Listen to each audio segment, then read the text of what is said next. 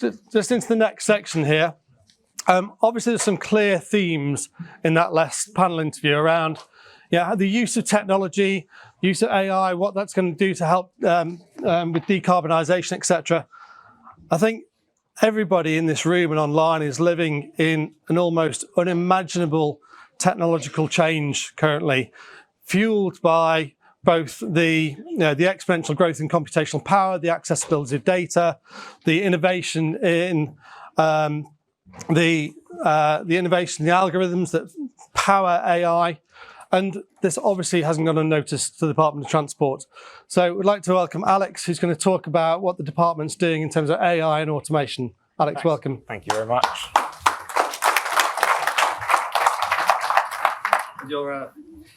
Yes, thank you. So thanks for the preludes and the little introductions in the previous session.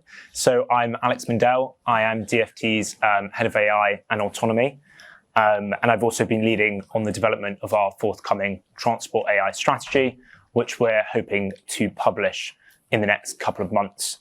As a bit of an overview of the talk I'll be giving today, I'll give a bit of background on AI, look at what we see as coming, and also look at how AI is delivering impact in the transport sector right now. And then I'll follow up with a little bit on the challenges and risks that AI brings. And then finally, a bit of an overview of DFT's approach and how we're strategizing in this area. So firstly, what is AI? So AI is already having a really huge impact on all our lives. So whenever you go on Spotify and have a song recommended to you, that is using a clustering algorithm to recommend that song. When you go on Google Maps and decide what route to go, that is using machine learning algorithms to understand what is the best route, what is the most optimal route, based on a number of different factors, including the traffic environment. And you will all be familiar with the rise of ChatGPT, and that's really pushed a lot of this into the public consciousness at the moment. So how are we defining AI? So we're defining it as machines that perform tasks normally requiring human intelligence. So this is quite a broad definition. This is in line with the national AI strategy. And it's particularly looking at those abilities to reason and to problem solve and to do those tasks normally requiring human intelligence. And if we look at the bottom of this slide, there are two images here to illustrate a couple of points. So on your left is an image from 1997, which was Deep Blue, when that beat Garry Kasparov, the world champion at the time.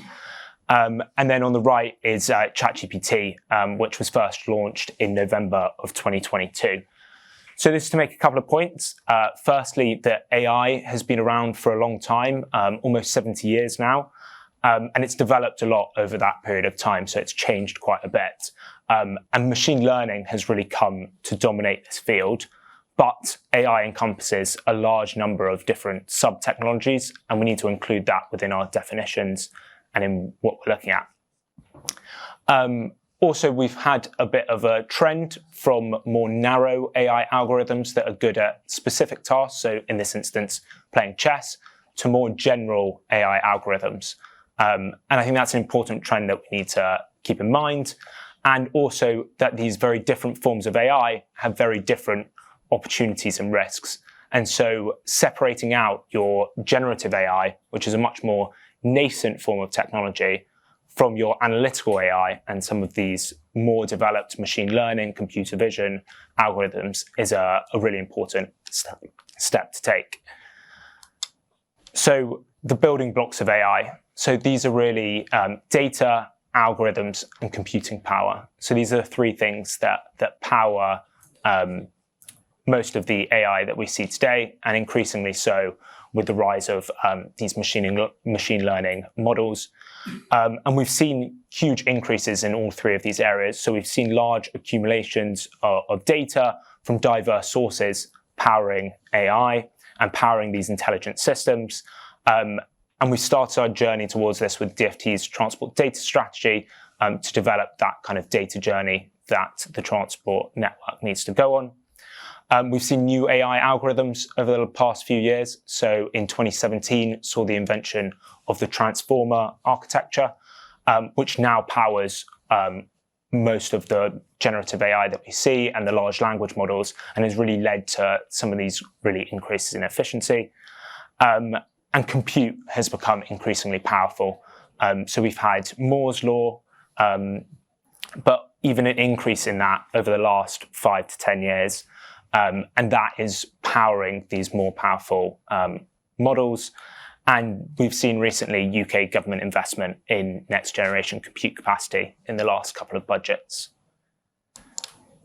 So to have a look at what this kind of looks like visually over the past 10 years, you'll see back in sort of 2014, it was quite hard to even get a realistic looking face. It's quite blurry. Up until sort of 2022, where not only can you get very photorealistic images now, but also you can increase the complexity. So we now have quite complicated prompts that can create these very complicated images. And I'm sure a lot of you will have seen these online or played with them yourself.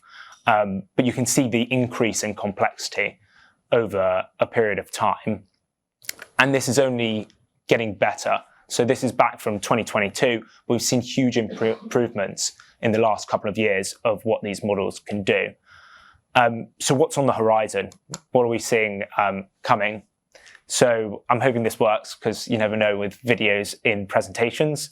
But this is from OpenAI's Sora model.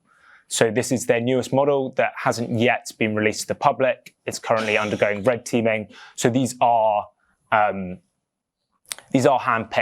So keep that in mind when you watch the video. But essentially, you can create videos from very short text prompts. So you can see the prompt at the bottom there. It's only a few lines, and you can get quite complicated videos from it. So you can see how realistic that looks. And how far we've come over the past few years. Getting the shadows right, getting the continuity right is really difficult, and really difficult for AIs. The dust in the background looks, very realistic, and it's sort of a drone shot from behind, so you can even control, how you want the camera to look. And then a separate sort of video to give you the idea of kind of the range of this and the way that it can work with interactions as well, and you can even tell some of the different textures of the crab's legs versus the octopus here.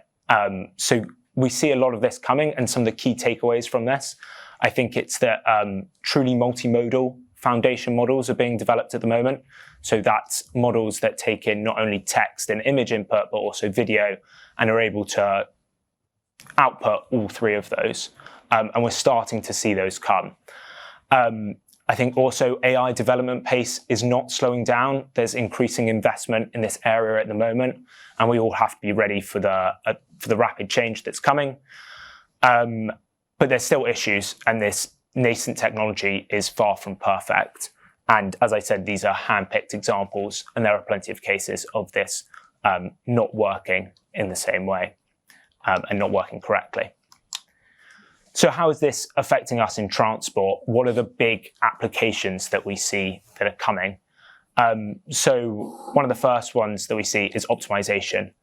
So traffic management across all the different modes of transport. So not only on our roads, but also in our skies, in maritime and on the rail. So how can we better a timetable for rail? How can we make that work across the different modes, so that when you come off your train, there's then a bus waiting for you there? How can we timetable up? And that's a really complicated problem, which requires a huge amount of computational power. And you can see in the background there, this is a Project Bluebird, that's being developed by NATS along with the Alan Turing Institute, looking at doing a digital twin of our airspace in order to do some of those optimizations. And that has huge potentials for both decarbonisation, but also increasing efficiency. Secondly, around disruption. So disruption happens. It's an inevitable part of the transport network. And when that disruption happens, how do we respond to that? What's the best ways to optimize to get the system back running?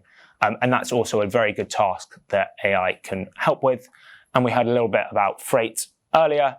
And freight is a really good example of how you can optimize not only your warehouses, but also your shipping routes, and even how you pack within your lorries and vans, how you best optimize that space to fit the most amount of goods into it.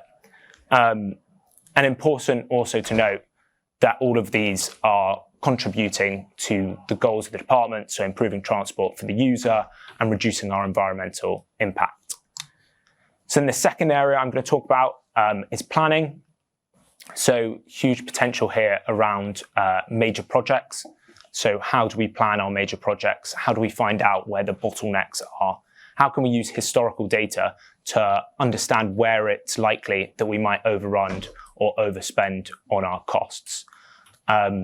Secondly, sort of flow through ports and airports is a really big area. And then if you look at the image on your right here, you'll see this is about emissions from aviation. And actually 35% of the emissions from aviation comes from contrails. But planes don't always make contrails. Contrails only occur when planes fly through humid regions. So if planes can intentionally avoid flying through those humid regions, you can actually drastically reduce their environmental impact without having a big impact on your fuel usage. But the challenge is knowing where those regions will occur. But by combining massive amounts of weather data along with satellite data and the flight data, you can calculate that. And there's been a few different projects looking at how you can then use pilots and dispatchers to alter the altitude of those planes. And we've seen really good potential for that. And then we've also got how we organize the transport infrastructure. So where do we place our EV chargers? Where can we put a new bus route in order to improve connectivity? And can we use AI to better understand how that can change the environment? Or where do we build a new road or station? So I think planning is a really big area for AI. And then the next one, which is probably one that you first think of when you think about AI, which is automation and self-driving. So as I think was mentioned earlier, the AV bill is currently going through legislation. It's currently in the House of Parliament. But we see this even wider than that. We see this across all the different modes of transport. And also in our connected autonomous construction plant. So we think AI and autonomy is coming to construction as well. And the potential for this is absolutely massive. So 88% of all reported road accidents involved human error as a contributory factor. There are around 5 road deaths per day. So this is a huge area that safety can really be improved by using AI. And on the economic side, the global market for CAM could be worth up to £650 billion, of which the UK CAM market was estimated at £42 billion by 2030. So a huge opportunity to create additional jobs, estimated to be up to sort of 38,000 additional jobs in that sector. And as I said, we're starting to see movement in the other sectors. So there's an aviation autonomy project currently going on with the Law Commission, looking at taking some of the knowledge that they've got from the roads and translating that into the air domain. And we're starting to see stuff in terms of maritime autonomous surface ships as well. Then predictive maintenance and automated inspection. So here on these pictures, you'll see this is an automated inspection of vegetation encroachment. It's a network rail project. And you can see how this can really improve the way that we prioritize where we send out individuals in order to do maintenance. So you can prioritize the areas that most need those changes. You can have less time for people being on the railway lines. That creates increased safety, and you're improving your efficiency as well. But we also see this in places like potholes on the roads, cracks in bridges. So that inspection of infrastructure and understanding where to deploy your workers and prioritize is a really big area. And we see this moving towards kind of digital twins. So a better understanding at the granular level of how these systems work and how to optimize these systems in the future. And then lastly, I'll talk a bit about generative AI and some of the applications of Gen AI. So this is much more around AI for internal efficiency within your organizations. It's not necessarily as transport specific, but it's really looking at things like speeding up the delivery of services. So can we retrieve relevant organizational information faster to answer citizens' digital queries, or route email correspondence to the right parts of the business? How can you reduce staff workload by taking out those kind of dull and boring tasks, those mundane, repetitive tasks? And can you perform some of those specialist tasks more cost effectively? I think it's important to note that a human in the loop is really important within this, and particularly as it's such a nascent technology, and it's augmentation that kind of remains key here. So some of the common AI challenges, this is far from an exhaustive list because there are so many, but one of the really big ones that comes up time and time again is around data access, data availability, and data quality. So getting your data all in one place is really difficult.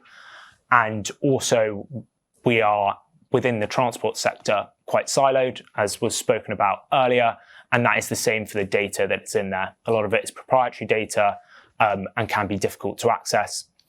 One of the other big areas to talk about is the fact that AI is often a black box. There's limited explainability for a lot of this, and that can cause some really big issues. And then around trust and human-machine teaming, I think is another area that is important to explore. And getting that public acceptance and public trust is really important. And I'll give an example of this in terms of autonomous vehicles. You may have seen in kind of San Francisco that there's been a bit of public discourse around autonomous vehicles.